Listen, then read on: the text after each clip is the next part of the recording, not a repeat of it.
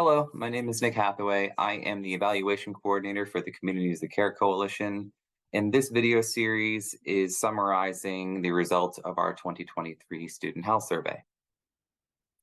Before I get into any content in this series, I'd like to acknowledge that I will be discussing several sensitive topics, including sexual violence and suicidality. So I encourage you to do whatever you need to take care of yourself as we go through this information. This first video will include an overview of what the survey is and who takes it, and then subsequent videos will cover sections on substance use, sexual and relationship health, and mental health and screen time. So getting into an overview of the survey, in 2023, this is the 21st year of collecting the Student Health Survey in Franklin County and the North Quabbin region. To date, since 2003, we've collected nearly 35,000 student health survey responses.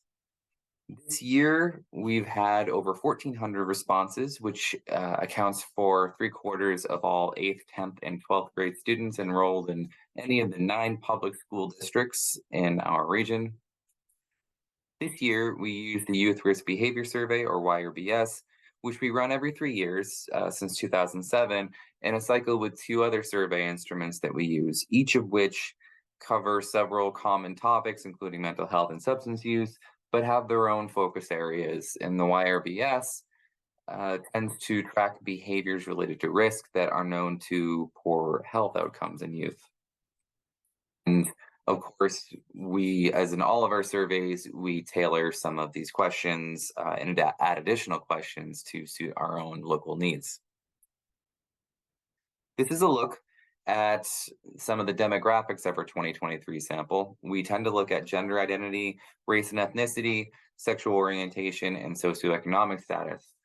For socioeconomic status, we currently use parental education level as a proxy, which is an imperfect proxy for socioeconomic status, but does correlate reasonably well for what we needed to at a high level.